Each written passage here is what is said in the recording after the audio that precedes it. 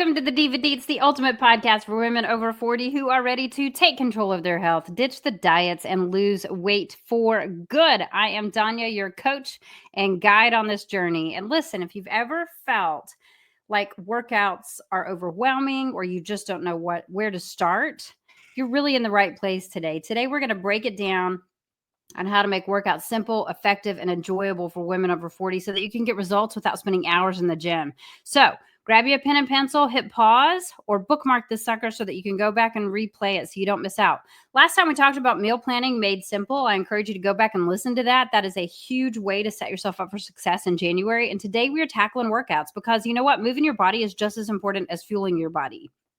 And so common struggles with that women over 40 face are pretty across the board. It's unusual that you face anything outside of this. And so one of the common struggles that women over 40 face is the biggest thing is hormonal shifts. And we don't necessarily know that they're happening. Although I have never noticed hormonal changes to be gradual. They are sudden. I'll give you an example. When your son, his voice starts to change, it's one day he's talking like Mickey Mouse. The next day you're like, something's different. And so the same thing is pretty consistent in our bodies. When we have a change, it's a change, right? So if you have an estrogen decrease, you are going to notice some differences. You may just not realize that, okay, these are hormonal changes. One of them, the biggest one is energy because we've lost muscle. So we just start to get fatigued and tired all the time, right? The other one is joint pain. That is common. And some people will say that doesn't have anything to do with menopause. That has to do with age. Those are usually men. And they are usually men that don't have anything or understand anything about menopause, right? So I'm telling you as a menopausal woman, things shift as your hormones shift. The other thing that happens is I have a tremendous fear of falling at 49 years old. I am, or almost 49 years old. I definitely am very careful going down the stairs. Am I the only person? A fear of injury is a real deal because we've had some injuries by this point in time. They're no fun. They slow us down and we don't want anything to do with that. So sometimes you can just have those things come at you and then workouts feel like maybe I shouldn't work out. Maybe I shouldn't do that. The other thing is just feeling overwhelmed.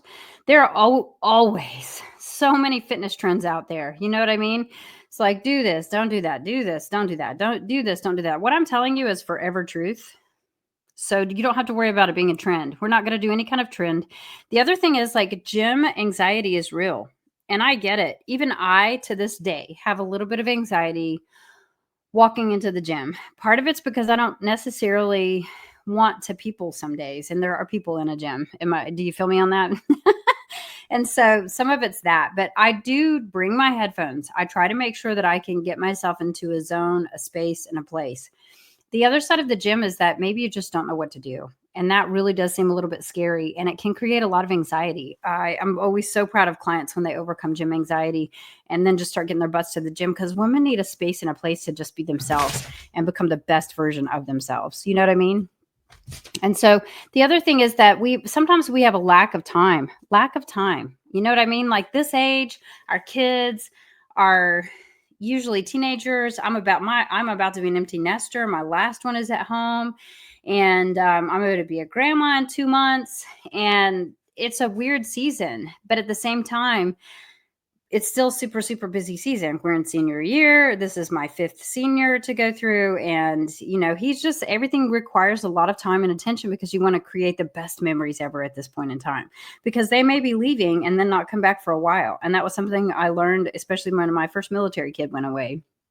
He came home for Christmas this year for the first time in 8 years. 8 years. That's how many Christmases he's missed. So there are those little things, those parts of us that don't want to miss things, and time becomes an issue. So learning how to plan that out and map that out is really important. We're going to walk through that today. So just hang in there, pay attention. The other thing is just like we talked about energy a little bit, but the energy, when I talk about energy right now, I want to say, like, do we have the energy to commit to the time that it takes to work out? That's like mental energy. That's like emotional energy. And that part is a big piece of what I do. When a woman tells me I have 10 minutes to work out, guess what I do? I program a freaking 10-minute workout, because 10 minutes for her is better than nothing, right? So that's not untrue for you. So if you can get 10 minutes in, I'm really proud of you. Yay, right? So a workout doesn't have to be perfect. It has to work for you. Let me say that again. A workout does not have to be perfect. It has to work for you. And you have to embrace the season of life that you are in and walk with yourself in that season. So the essentials of a balanced routine are really easily broke down into four components. One of them is strength training, one of them is cardio, one of them is flexibility and mobility, and one of them is doing something every single day, 7 days a week. Now, don't let that intimidate you. We're going to walk through it and I'm going to break it down into simple things. Let's talk about strength training first because it is the most important part of being able to lose fat when you are a woman over 40. So strength training should happen 2 to 3 days a week. It is going to build muscle. It is going to boost your metabolism. And most importantly, as we start to phase into 50, 60, 70, it supports our bone health. So we don't want to just crack every bone in our body when we fall down, right? Which is a possibility because osteoporosis can hit us and we're not even aware of it until we break that first bone, right? So when we are looking to build muscle, you want to make sure that you're picking up significant weight. And I try to give people the example of when is the last time you picked up a 2-pound baby? Like maybe you had a NICU baby and you're like, ooh, that happened the other year or whatever. But it's rare, right? So most babies weigh about at least 6 pounds. I had one that was 10 pounds, 9 ounces, and 23.5 inches long. Let me crab pose for you here. Ooh, right. But the reality is a baby is you need to at least be picking up the weight of a baby. If you have grandkids or kids, you need to work toward that. When is the last time your bag of groceries weighed only 2 pounds? Do you see what I'm saying? Do you see what I'm getting at? Our grip strength is so important. I was watching this really great video and I really wish that I would have saved it because I was totally engrossed in it. And it was a gentleman talking about the farmer carry. And the farmer carry is where you carry heavy weight. And he said that women need to be able to carry a certain percentage of their body weight. And for most women, even lower weight women, it needs to be more than half their body weight. So the woman that was in the video that he was talking about needed to be able to carry 70 pounds across the room. And so she needed to be able to put 35 pounds in each hand and walk as far as she could. And that, generally speaking, is a great place to practice grip strength, is picking up like 20, 30, 35 pounds, because that grip strength, once that goes, you start dropping things and life begins to feel weaker and weaker and weaker. So I'm not telling you to push 35 pounds above your head. Although I was able to do that for a couple of reps prior to surgery. It is not my weight normally. Normally, my heavier weight goes 15 to 20 pounds for overhead presses, right? But when I'm picking stuff up like dumbbells, I'm going up to 100 pounds, right? For deadlifts and stuff like that, being able to pick up that weight. And so many times we'll be like, oh, but it hurts my hands. But you need your hands to be able to do that work. Does that make sense? So you want to do practical things that are going to help you. Picking up groceries is one of them. One of the best things to do to practice that so that you're getting good form, you're using the right muscles, you're using your legs, not your back, and you're building grip strength, is to do deadlifts. And so I'm a big supporter of deadlifts. I do think that you need to be able to do them smart and right. And so make sure that you go look for my other videos on how to deadlift properly. If you don't follow me on Instagram, I highly encourage you to. It's Danya Powers EC, for Danya Powers Empowered Coaching is what the EC stands for. And I would love to have you be in my following. I'd love to have you be a fan of mine so that we can help each other, right? So think practicality. So deadlifts are really important to put into your routine. Simple things like maybe once a week. Nothing crazy. Squats are really important to put in your routine. Why? Because do you like getting up off the toilet or do you like just sitting down on it? Getting up, it gets important. If you do have, surgery or an injury, I was so thankful that I was in good shape prior to, and when I say good shape, I'm not talking like I'm not a bikini queen. I'm not trying to be. And if you were looking at me thinking, oh, she's talking about good shape and she's fat. Okay, go on with yourself. I get it. I'm not like this perfect skinny girl. Never wanted to be.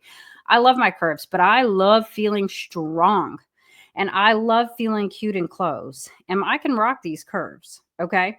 So I really felt good. I felt I was in great shape for me when I had this surgery. And I'm so thankful. Getting up and down was not a problem.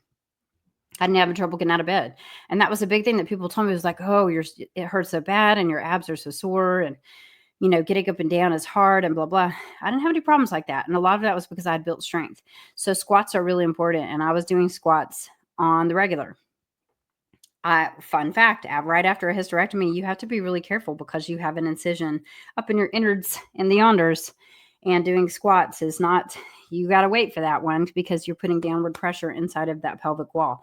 So I'm not talking I'm doing squats yet. We're not quite there. We're almost there. Not quite there. Push-ups are great. If you can't do push-ups on the floor, try the wall push-ups. I had my mom doing her squats and her push-ups, her chair squats and her push-ups, and I haven't checked it with her in a couple weeks, but she was doing them every single day, 3 sets of 10, and it made a big difference in her quality of life, right? So, and I mean, my mom is 75. She'll be 75 this year. She will be 3/4 of a century. Woohoo! That's going to be a fun party. And those, we're just trying to keep her here longer, but feeling good. There's no reason for her to feel like she has to sit in a chair all day long and just not feel good and not have energy and not want to go places. And so those little things like 3 sets of 10 chair squats make a big difference. 3 sets of 10 push-ups. Now, listen, if you have been exercising and you would like to advance your push-ups, I've got several videos on how to advance that. Just go look me up on Instagram and check it out. There's a lot of tutorials on there. The other thing that will really help you, and you can do countertop push-ups too. If you have wrist pain, you still need to work on the arm strength because wrist pain, you don't want to aggravate it, but at the same time, you don't want to cause anything like that to cause you to run away completely from getting some resistance training in. Does that make sense? The other thing that is really common and really important to be able to do is a plank. We did a plank challenge in my paid group last week. Everybody had to do a 60-second plank every single day and then post a video or a selfie of them doing the plank. My favorite one was one of my clients had her dog licking her in the ear whilst she planked, and she still finished her 1-minute plank. That is a huge thing, being able to hold yourself up, being able to hold your body weight up. And I'm still training back into planks because, again, my core has damage because of this surgery. So I'm just being very light and coming back very gradually. But I still try to do at least 1 plank a week, 2 planks a week as I just baby step in and make sure everything's healing properly. Dumbbells, I do believe that you should have some dumbbells at home. I encourage women to get the pyramid set of 5, 10, 15, 20, 25. Why? Because you do want to work again on that grip strength. And 25 pounds, that's going to give you 50 pounds to deadlift. It's not super, super heavy, but it's a decent amount of weight. And I would think that you could if you could pick up 50 pounds of dumbbell, you would be able to pick up 50 pounds of groceries. Now, don't go start deadlifting without going and watching a tutorial and making sure you know how. And make sure if you want some help, just reach out and say, help, can you help me? And I will definitely make sure that I answer you back. And it is me that answers all my messages. I don't have a VA for that. So start with body weight exercises. Like I said, if you've not been exercising, start with 10 chair squats, 10 wall push-ups, 3 sets. Leave it at that. If you've got resistance bands, those are great. And you know what? You don't have to have a gym for those. So that's important. So we strength train 2 to 3 days a week. Here's a great layout for that. Write this down. You're going to want to do chest and triceps on Monday, legs on Wednesday. On Friday, you're going to do back and biceps. And then if you want to add an extra day, I want you to add a core work on Saturday. Within that, we're going to work on the rest of our daily movement goals as well. Okay. But your strength training Monday, Wednesday, Friday, bonus core day on Saturday. Working on the abdominals and your core strength, which is everything neck to knees, front and back. Okay. Cardio.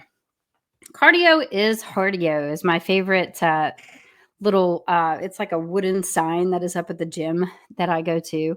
And I just a shout out to the gym that I go to locally. It is Koa Strength and Fitness. It is located on 697 Emory Valley Place. 697 C and D are their locations, and they are amazing. It's a little boutique powerlifting gym, and it's very much home. It's very much family for me, so I can't say enough good things about it.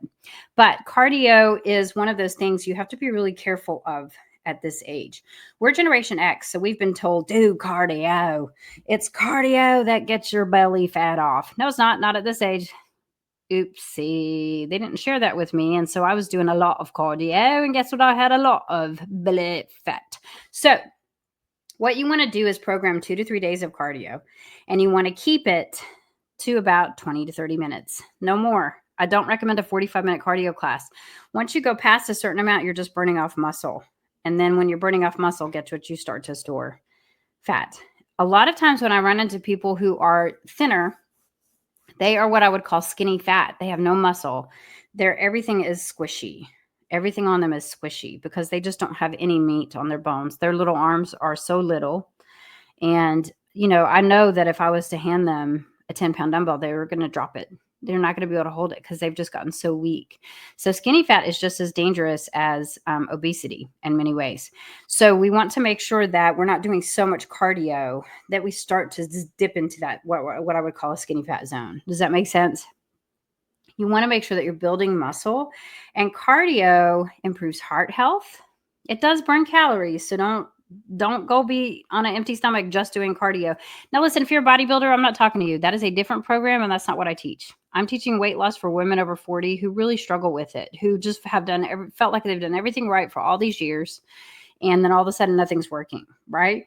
And we're trying to do everything right. We're like the ultra slim fast era. We've been told to have a shake for breakfast, a shake for lunch, and a sensible dinner. And then if you get really hungry, make that cabbage soup that has absolutely no calories in it whatsoever. So listen, we do want to do cardio. The other thing that cardio does, doing a couple 2 to 3 days of cardio a week, boosts energy like crazy. It's a flip, and it brings your endorphins up, and it's a flip of your energy levels. It will just flip everything up, and it brings those endorphin levels up. And so, examples of great cardio would be like brisk walking. When you do brisk walking, you're doing like 30 seconds of super fast sprint walking, like mall walkers, right? And then go 90 seconds, really slow pace, and do that about 15 times. I have a little timer app on my phone that I utilize for that. Dancing is a great form of cardio. And you can find some quick cardio routines. I have tons and tons of quick cardio routines inside of my app for my clients because I want to make sure that they're doing 20-minute cardio routines and not 45. Does that make sense? Some group fitness classes, if you're at a gym, Grit is a great one. It's about 30 minutes. If you are over 40 and trying to lose weight, I don't recommend doing the 45-minute classes, but you could dip out after 30 minutes if you like doing like a kickboxing class or a dance cardio class. Just make sure that you're not overdoing it with cardio, because we want to make sure that we're getting our weight down. We don't want to undo some of the work that we're doing. So don't overdo cardio, but don't skip it. Fair? All right. Flexibility and mobility. I encourage people to do it 1 to 2 days a week. I do have stretching routines on my on-demand for my clientele that hit phase 3. They are able to go and just open up any of my yoga routines, stretching routines, and different stuff like that inside of the app. But it's going to reduce stiffness. It's going to improve recovery. And the biggest thing that it's going to do is it's going to prevent injury, because a joint that can move and be flexible is one that is less prone to injury. That is why football players are required to take Pilates and ballet. It's so that they can keep the joints flexible, so that when they have that hard hit and go sideways with their whole body, but their knee is still there, they don't tear their knee off their body because they're flexible and it can go back. But I encourage you to get a foam roller. They're not very expensive. And then just go look up on YouTube. I don't have any foam rolling routines, but this is making me think that, hey, Coach D, you need to go ahead and get your butt in gear and get some foam rolling routines up. So that may be something that is on my agenda this next couple weeks, now that I'm back in action. And so foam rolling, yoga, stretching. Those are the things that you want to go to. Foam rolling, the way that it works is it goes through and it stretches out the muscles in and around your joints by doing a deep tissue massage. It does some fascia release. So it's called myofascial release. And so it goes through and it just does a deep tissue massage. And so you're just doing a routine to kind of break up the fascia and get things moving and flowing normally. Listen, daily movement's critical, and that's why we set a step goal. So I encourage you to set a step goal every single day. And so if you want to set a mileage goal, that is fine. Or if you want to set a timed goal, that is fine. But on minimum, you need to try to make it work for about 6,000 steps a day. People that walk 6,000 steps a day, they have study after study after study, just live longer. They live longer lives. And so when you think about doing your 6,000 steps, it's not because you're trying to get all skinty. It's because you want to live longer. At this age, we're past that halfway point for the most part. Some of us are going to be like 150 years old when we die. Maybe me, because I'm such a pain in the butt. But for the most part, we're past that halfway point. So how much longer do you want to be here? And how have you thought about that? So if more than half of your life was over, what do you want the second half of quality of your life to be? What do you want that to be like? Movement doesn't have to be formal exercise. It can be anything, but make it where you're actually moving. Cleaning is moving. I don't care what anybody says. When I clean my house on Saturday, I get like 5,000 steps. Hello, thank you, Jesus, right? Gardening is great movement. Playing with your grandkids, playing with your kids, those things count as movement. And I plan fun stuff for the weekends because of that, because I want to move and I want to have a great time and feel active and feel good doing it. Does that make sense? All right, let's talk about busy schedules. So, how you fit a workout into a busy schedule is you just make it work with your schedule. And like I said, if a woman tells me I got 10 minutes, 10 minutes is all you need if you're consistent. If you did 6 days a week of 10 minutes, that's an hour of exercise that you weren't doing. Think about the compounding of that. It's all going to add up, and it's going to be something that means something. Combine activities. I mean, I don't recommend squatting while you pee, but the toilet is generally a great place to get a set of squats in. So you could squat on the toilet, but just don't do it while you're peeing. That could get messy very quickly. But you could definitely, I don't know, you could squat while you brush your teeth. Just don't, choke on your toothbrush. I could see where that could be dangerous if you fell down. But you see what I'm saying? Make stuff work. Make stuff work. Squeeze in a set of squats while you're waiting. Zoom calls. I walk on my treadmill. We have up to 5 Zoom calls a week that I do regularly with my business team, and they're just other coaches all around the world that are passionate about helping people, right? And so sometimes I'm talking on there, but rarely. I usually listen because I learn a lot by listening to other coaches that are just, quite frankly, better coaches than me. And so I just try to learn at their feet to become a better version of myself. And so I will walk on my treadmill whilst on the call so that I can get my steps in. And that's something you could do too. Walking pads are like $100 now. They used to be like $300. They're like $100. I think I saw one today for like 89. So there is the ability to double your efforts. March in place while you're on a Zoom call if you don't have a treadmill or walking pad. And then just use what you have. Body weight exercises are perfectly appropriate. Why? Your body is not light. It carries you around all the time, right? Right? So we could use it. Don't make that an excuse. Like, I don't have any weights. Yeah, you do. You walking around in one. So you just need to pay attention to what you have on hand and make it work. Simple equipment like resistance bands are like $6 on Amazon. It's not a massive investment.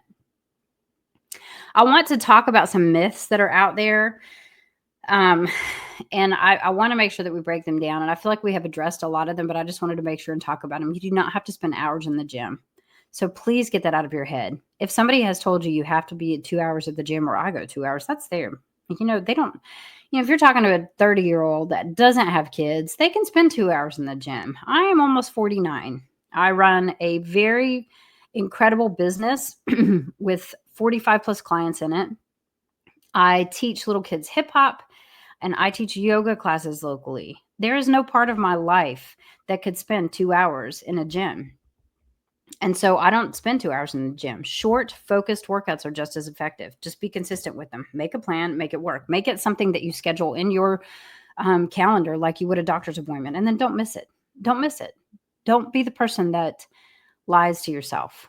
Give yourself the benefit of the doubt that you too will come through this if you can just create a consistent schedule.